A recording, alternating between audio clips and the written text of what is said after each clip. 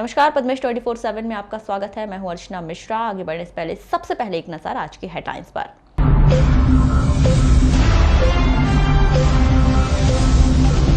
एक नई पॉजिटिव मरीज मिली तो एक मरीज की हुई छुट्टी। अब भी 6 पॉजिटिव मरीजों का चल रहा इलाज। रेत चोरी के मामले में ग्रामीणों और डंपर चालकों के बीच हुआ विवाद। 1 दर्जन लोगों पर मामला दर्ज। बजरंग घाट में कुत्तों की मौत के बाद बंदरों की मौत का सिलसिला शुरू। वन विभाग ने साधी चुप्पी। जिले में दिखा ग्रहण का प्रभाव। कहीं मंदिरों के बंद रहे कपाट तो कहीं खगोलीय घटना का लोगों ने उठाया लुत्फ। नाबालिग का दैहिक शोषण करने के मामले में 5 आरोपी गिरफ्तार। नैनपुर बालाघाट रजीगांव सड़क का नहीं है कोई माई बाप। 2 विभाग की फाइलों में फंसी सड़क। और लॉकडाउन से नगरपालिका की आधा दर्जन योजनाओं पर लगा विराम। और अब खबरें विस्तार से। जिला अस्पताल द्वारा रविवार को 2 अलग अलग हेल्थ बुलेटिन जारी किए गए। पहले बुलेटिन के अनुसार डोकरबंदी निवासी पॉजिटिव मरीज ठीक होकर घर वापस लौट गए, तो दूसरे बुलेटिन के अनुसार कटंगी तहसील के ग्राम घुनाड़ी की एक बालिका कोरोना पॉजिटिव पाई गई है। इस तरह से जिले में कोरोना पॉजिटिव मरीजों की संख्या बढ़कर फिर से 6 हो गई है। डॉक्टर पांडे ने बताया कि आईसीएमआर लैब जबलपुर में गत दिवस जिन 3 सैंपल की रिपोर्ट परीक्षण में रखी गई थी और उनकी रिपोर्ट नहीं मिली थी, उन 3 सैंपल की 21 जून की शाम को रिपोर्ट प्राप्त हुई है। ये तीनों सैंपल ग्राम घुनाड़ी के 3 बालिकाओं के थे। उनमें से एक बालिका की रिपोर्ट कोरोना नेगेटिव आई है और एक बालिका की रिपोर्ट कोरोना पॉजिटिव आई है और एक बालिका के सैंपल रिजेक्ट किए गए हैं। जिस बालिका के सैंपल रिजेक्ट हुए हैं उसके फिर से सैंपल लिए जा रहे हैं। ग्राम घुनाड़ी की कोरोना पॉजिटिव पाई गई 14 वर्षीय बालिका मुंबई थाने से आई है और उसे क्वारंटाइन सेंटर में रखा गया था। बालिका की रिपोर्ट कोरोना पॉजिटिव आने के बाद उसे उपचार के लिए dedicated Covid health centre Gaykhuri Balaghat में भर्ती कराया गया है। चांगोटोला थाना क्षेत्र के अंतर्गत आने वाले ग्राम गुडरू में शनिवार की रात्रि ग्रामीण और रेत डंपर चालकों के बीच रेत के अवैध परिवहन को लेकर विवाद हो गया। इस विवाद के दौरान घटनास्थल पर पहुंची चांगोटोला पुलिस ने ग्रामीणों पर लाठीचार्ज कर दिया, जिसमें 1 दर्जन से अधिक ग्रामीणों को चोटें आई हैं। बताया जा रहा है कि ग्रामीण उनके गांव से किए जा रहे रेत अवैध परिवहन से परेशान है, जो अपने गांव से रेत के डंपर जाने देना नहीं चाहते थे, लेकिन रेत डंपर चालकों के द्वारा उन्हीं के गांव से रोजाना रात्रि के समय रेत को डंपर में भरकर अन्य स्थानों पर ले जाया जाता है। ग्रामीणों का मानना है कि रेत के अवैध परिवहन होने से उनके गांव में बनाई गई सड़क और सड़क किनारे लगे पानी की पाइपलाइन क्षतिग्रस्त हो सकती है, जिसके चलते ग्रामीण रेत के अवैध परिवहन को बंद कराना चाहते हैं। मामला ये हुआ था कि हम लोग सती माता में थे, तो सती माता से हम लोग रिटर्न हो रहे थे पूजा पाठ कर करके, तो अचानक हम लोग आगे थे और डंपर वाला पीछे से आ रहा था। उसको हमने गाड़ी से साइड मांगे, उसने साइड में नहीं दिया। उसको हाथ मारे कि भाई हमको बढ़ने दो, आप ही बढ़ जाओ। आगे पीछे पूरे डंपर लगा के रखे थे। बीच में हम लोग साइड में चले गए। उसके पीछे एक पुलिस की गाड़ी थी। पुलिस वाले ने बोले कि ये लोग रेत रोकने वाले हैं, गाड़ी चढ़ा दो इनके ऊपर। किसने बोला ऐसा? पुलिस की गाड़ी थी। पुलिस की गाड़ी के अंदर बैठे हुए पुलिस वाले थे। उसमें थानेदार था कि फिर टीआई था, कौन था इसका कांच के अंदर हमको दिख नहीं पाया, लेकिन पुलिस की गाड़ी थे तो उसमें पुलिस अधिकारी ही बैठे रहे होंगे। हुआ था? अरे हम गए छत्ती गए थे। छत्ती से पुलिस वाले ने बोला बोले ठोक दो इनको, यहाँ गिर गए गाड़ी में। हम टीआई था सामने, टीआई ने मारा, हम ठोस मारे तो हम गिर गए 3 लोग। एक बच्चा भी था सामने, तो बोले मार दो इनको, बोले इसी वजह से हम गिर गए। किस लिए मार दो बोले? अरे वो समझ रेत के चक्कर में पकड़ने को बोले कि रेत के चक्कर पकड़ने के चक्कर में हमको चक्कर में थे वो। अच्छा, हम गिर के वहाँ से चले गए। यानी रेत के डंपर आप लोगों ने क्यों रोके थे? हम रोके ही थे, हम तो आ रहे थे साइड में। वो सोचे कि ये रोकने के चक्कर में है, ये रोकने के चक्कर में हमको मारने के चक्कर में थे वो। उसके बाद क्या हुआ पूरा मामला? चले गए घर। हम घर चले गए तो वहाँ लाठीबाजी चालू हो गई वहाँ पे। अरे गाँव में। किसने किया लाठीचार्ज? टीआई कर रहा ना हमको। वो समझ रेत के चक्कर में पकड़ने को बोले कि रेत के चक्कर पकड़ने के चक्कर में हमको चक्कर में थे वो। अच्छा, हम गिर के वहाँ से चले गए। यानी रेत के डंपर आप लोगों ने क्यों रोके थे? हम रोके ही थे, हम तो आ रहे थे साइड में। वो सोचे कि ये रोकने के चक्कर में है, ये रोकने के चक्कर में हमको मारने के चक्कर में थे वो। उसके बाद क्या हुआ पूरा मामला? चले गए घर। हम घर चले गए तो वहाँ लाठीबाजी चालू हो गई वहाँ पे। अरे गाँव में। किसने किया लाठीचार्ज? टीआई कर रहा ना हमको। तो गनीमत हो कि हम यहाँ से बच के चले गए तो बच गए हम। कहाँ के टीआई साहब थे? ये चांगटोला के चांगटोला थे। कितने लोगों पे लाठीचार्ज हुआ था? अरे तो पूरे गांव के आदमी के ऊपर लाठीचार्ज थे। मंडला की पुलिस आई, परसवाड़ा पुलिस आई और लामता की पुलिस आई। तो इतना ऐसे थोड़ी होता है कि ऐसा कि तुम पैसा लेके भड़काऊ का खा लिए तुमने काल के 2 दिन नहीं हो। दूरभाष पर की गई चर्चा के दौरान चांगोटोला थाना प्रभारी श्री मीना ने बताया कि ग्रामीणों के द्वारा 5 से 6 रॉयल्टी वाले ट्रकों को रोककर ड्राइवरों के साथ मारपीट की गई थी। वहीं डंपर के कांच तोड़कर डंपर चालकों से पैसे की मांग की जा रही थी, जिसकी शिकायत पर पुलिस ने 10 से 12 ग्रामीणों के खिलाफ एफआईआर दर्ज की है। करीब 25 साल बाद आज कृष्ण अमावस्या पर वर्ष का पहला सूर्य ग्रहण नजर आया। अब तक का सबसे लंबा समय अवधि वाला सूर्य ग्रहण सुबह 10:18 से आरंभ हुआ, जिसके मध्य अवधि 12:13 तक रही और यह सूर्य ग्रहण दोपहर 2:04 पर समाप्त हुआ। जिले में भी सूर्य ग्रहण नजर आया। सूर्य ग्रहण के प्रभाव को देखते हुए सभी मंदिरें बंद रहे। वहीं मंदिरों में सूर्य ग्रहण की शांति को लेकर विधि विधान से धार्मिक अनुष्ठान संपन्न करवाए गए। वहीं सूर्य ग्रहण की समाप्ति के बाद स्नान करने की प्रथा है, जिसे देखते हुए नगर के विभिन्न घाटों में पुलिस के द्वारा सुरक्षा व्यवस्था के पुख्ता इंतजाम किए गए थे। ग्रहण का सूतक काल शनिवार की रात्रि 10:20 पर रहा और सूर्य ग्रहण तक कोई भी शुभ कार्य नहीं किए गए। ये क्या है कि आज जो सूर्य ग्रहण है उसके इसमें ड्यूटी लगाई गई है कि भाई यहाँ पे जो भी अगर कोई व्यक्ति आए तो उसको नहाने से मना करना है और नहाने नहीं देना है, उन लोगों को स्नान करने नहीं देना है। क्या वजह है? स्नान करने इसलिए नहीं देना है कि भाई अभी वैसे भी कोरोना का प्रकोप चल रहा है और शंकर घाट काफ़ी गहरा ये है और यहाँ नहाने में वैसी मनाही है और कभी कोई दुर्घटना हो सकती है, इस वजह से हम लोगों की यहाँ ड्यूटियाँ लगाई गई है। अभी कोई पहुँचा है क्या? नहीं, अभी तो जब से हम आए हैं तो अभी तो कोई नहीं आया है। अभी तो सूर्य ग्रहण का वैसे 2 बजे तक का टाइम है और कोई आया भी नहीं है अभी। सदियों बाद आए सूर्य ग्रहण का आम जनमानस की दिनचर्या पर आज असर दिखाई दिया। लोग बहुत कम अपने घरों से बाहर निकले। वहीं लोगों में सूर्य ग्रहण का नजारा देखने भारी उत्सुकता रही। किसी ने टेलीस्कोप से तो किसी ने चश्मे का सहारा लेकर सूर्य ग्रहण को देखा। पार्कों में घूमने वाले लोगों की संख्या में भी कमी दिखाई दी। शहर की सड़कों पर भी लोगों की दिनचर्या भी प्रभावित दिखाई दी। जिला पुलिस बल द्वारा बीते दिनों लांजी की अति नक्सल प्रभावित नरपी निवासी नेगलाल मसराम की हत्या के मामले में शामिल एक आरोपी गुलाब टेकाम को गिरफ्तार किया है, जहां उसकी गिरफ्तारी के बाद उसकी पत्नी ने मीडिया से चर्चा कर अपना दर्द बयान किया। इस मामले में एक नया मोड़ लाकर खड़ा कर दिया।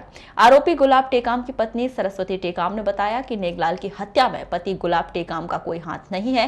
पुलिस उन्हें जबरन फंसा रही है। वर्तमान में उसके पति जेल की सलाखों के पीछे चले गए हैं। अब उनके 4 बच्चों के पालन पोषण और देखभाल की समस्या आ गई है। वो तो उधर से रहता था जी, उधर काम किया था वो पुलिया में। अच्छा, तो उधर करते तो ट्रैक्टर है ना। अच्छा, वहाँ देवरवेली से वहीं से लेकर गई। फिर आपके घर भी आई थी पुलिस? हाँ, घर भी आया। तो घर से क्या क्या निकला आपके यहाँ से? घर से वो तो घूमने से लाया तो वो बंदूक को मंडा दिया तो वो हमारा कमरे में पुलिस ने। अच्छा, और कुछ पेड़ वेड़ भी निकले थे गांजे के? हाँ, गांजे का तो एक पेड़ रहा था। एक पेड़ था आपके यहाँ? हाँ। फिर कहाँ पर था? बाड़ी में पेड़ था? हाँ। अच्छा, तो क्या काम वाम करते हो क्या? नहीं, ये ऐसे देवी को चढ़ाते हैं ना अपन। अच्छा, कैसे तो? अच्छा, देव को चढ़ाते? हाँ। अच्छा, लगाए तो इतना छोटे से था इतना। अच्छा, तो उस पर भी मामला बना दिए? मामला बना दिया। अच्छा, इस मामले में दूरभाष पर चर्चा के दौरान पुलिस अधीक्षक अभिषेक तिवारी ने बताया कि आरोपी के परिजनों द्वारा लगाए जा रहे आरोप बेबुनियाद हैं। गुलाब टेकाम ने ही नेगलाल की हत्या की है, जिसके पास से पुलिस द्वारा कई महत्वपूर्ण सबूत एकत्रित किए गए हैं। बालाघाट जिला मुख्यालय से लगे हुए वन क्षेत्र में मवेशियों की मौत का सिलसिला थमने का नाम नहीं ले रहा है।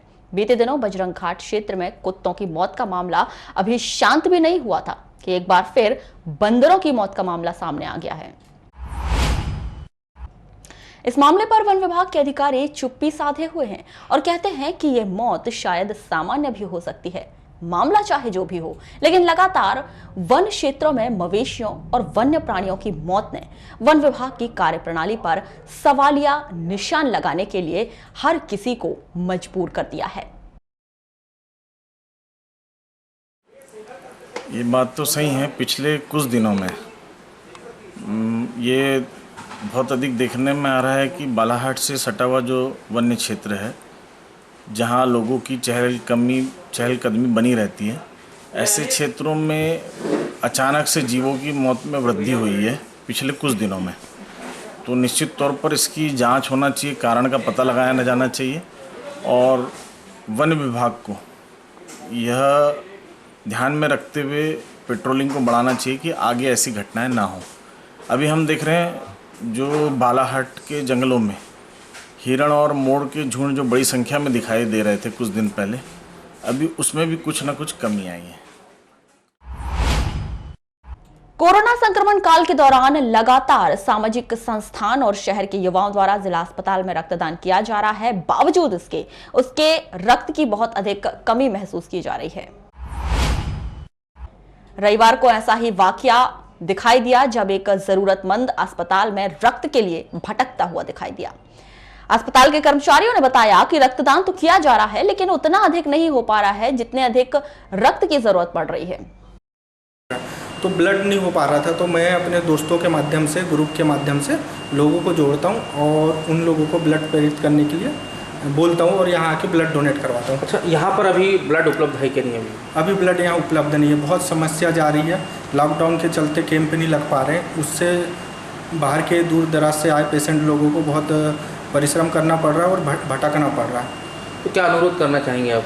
मैं बालाघाट की जनता से, ज़िले से यही अपील करना चाहता हूँ कि ज़्यादा से ज़्यादा युवा साथी आकर यहाँ रक्तदान करें ताकि गरीब पेशेंट लोगों को मदद मिल पाए।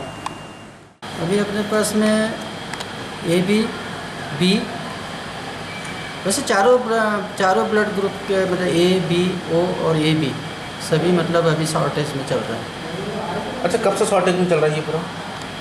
ये तो अभी जब से मतलब लॉकडाउन हुआ है तब से मतलब चल रहा है। और फिर जो भी मतलब लॉकडाउन। अच्छा, ये बताइए कि कितना मिनिमम होना चाहिए? ब्लड का स्टॉक भी फुल रहना चाहिए, कम से कम 100 यूनिट के ऊपर रहना चाहिए। वापस भी जाते होंगे लोग यहाँ से ब्लड ना मिलने के कारण? हाँ। तो जैसे शिविर विविर लगाए जाते थे, वो लगे हैं कि नहीं लगे? अभी लॉकडाउन में तो शिविर नहीं लगे हैं, लेकिन संस्था अगर जो देती है उनको अपन लोग एडवाइस करते हैं तो वो आके अभी देते जा रहे हैं। नैनपुर से बालाघाट और बालाघाट से रजेगांव सड़क यह दो विभागों के बीच में फंसी हुई दिखाई दे रही है। नतीजा, वर्तमान समय में जर्जर सड़क की मरम्मत कराने के लिए कोई भी आगे नहीं आ रहा है।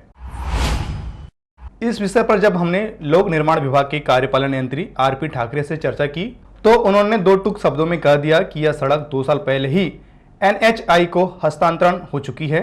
अब सारी जिम्मेदारी इस सड़क की NHI की है।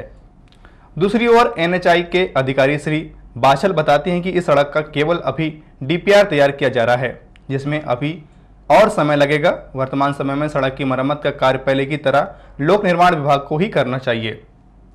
चलिए आपको हालात बताते हैं। इस सड़क में इतने बड़े बड़े गड्ढे बढ़ चुके हैं कि चलना मुश्किल है। हालांकि बीच में दोनों ही सड़क पर कुछ स्पिच वर्क का काम करवाया गया था, लेकिन वह नाकाफी दिखाई दे रहा है। हालात इतने अधिक खराब है कि बारिश के दिनों में इन सड़कों पर चलना मुश्किल है।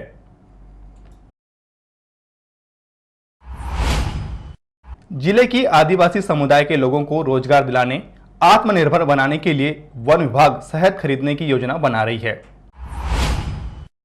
इसके तहत 300 समूह का गठन किया जाएगा, जिनके माध्यम से शहद खरीदी जाएगी। वर्तमान समय में पूरी योजना का DPR तैयार किया जा रहा है, जिसके बाद आदिवासियों से इसमें पंजीयन कराने को कहा जाएगा और वह अपनी सुविधा के अनुसार वन विभाग को शहद बेच सकेंगे। आदिवासियों के जो इकट्ठा किए हुए शहद है वो समिति के माध्यम से खरीदा जाएगा। समिति में जो है वो लगभग 300 जो है सेल्फ हेल्प ग्रुप जैसी स्थिति जो होती है वो बनाया जाएगा। वो शहद का क्रय करेंगे और उसके बाद उसका जो है वो प्रसंस्करण करके उसे आगे भेजा जाएगा। आदिवासियों को लगभग सर इसमें कितनी आय होगी, कैसा किलो की शहद मिलेगा और बेचना पड़ेगा? इसके विषय में हम अभी एक विस्तृत प्लान बना रहे हैं। अभी ये थोड़ा सा शुरुआती स्टेज में है, इसलिए मैं एग्जैक्टली आपको नहीं बता पाऊँगा, लेकिन इस विषय पे हम पूरा एक DPR बना रहे हैं। कितना शहद इकट्ठा होगा, लगभग क्या क्या मशीनरी की हमें आवश्यकता है, मशीनरी के बाद क्या हमें प्राप्त होगा, उसकी क्या लागत होगी, ये सब विषय पे हम डिटेल बता के फिर हम आपको कुछ एग्जैक्ट। लांजी थाने में 18 जून को एक नाबालिग पीड़ित की रिपोर्ट पर 5 आरोपियों को दैहिक शोषण कर गर्भवती करने के मामले में गिरफ्तार किया गया है। लांजी एसडीओपी नितेश भार्गव ने बताया कि मुखबिर की सूचना के आधार पर मामले के आरोपी अभिषेक नागतोड़े उम्र 19 साल निवासी मोहझरी, आशीष बुराड़े उम्र 21 वर्ष निवासी भानेगांव, पवन पारधी उम्र 22 वर्ष मोहझरी, विकास ठाकरे उम्र 23 वर्ष निवासी भानेगांव एवं निशांत भगत उम्र 26 वर्ष निवासी मोहझरी को ग्राम मोहझरी से अभिरक्षा में लेने में सफलता मिली व आरोपीगण को थाना लाकर बारीकी से पूछताछ की गई।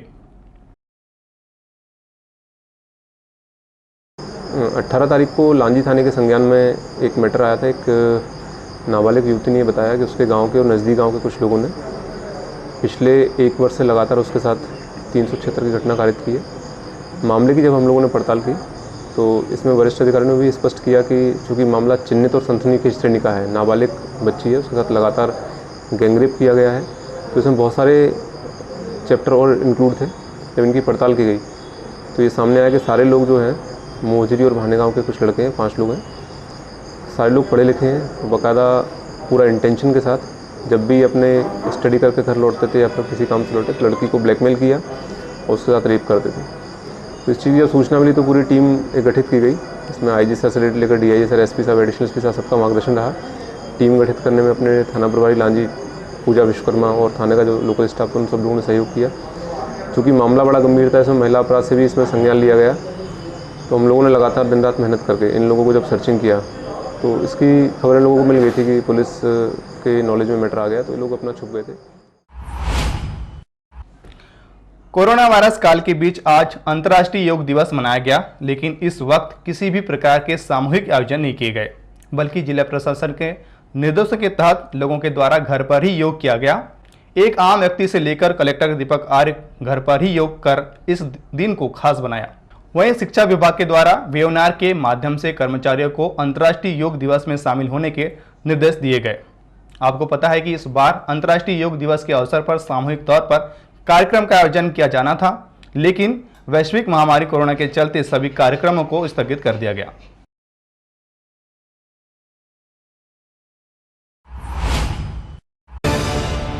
तो ये थी अभी तक की खास खबरें। अगले न्यूज बुलेटिन के साथ फिर मुलाकात होगी, तब तक के लिए नमस्कार।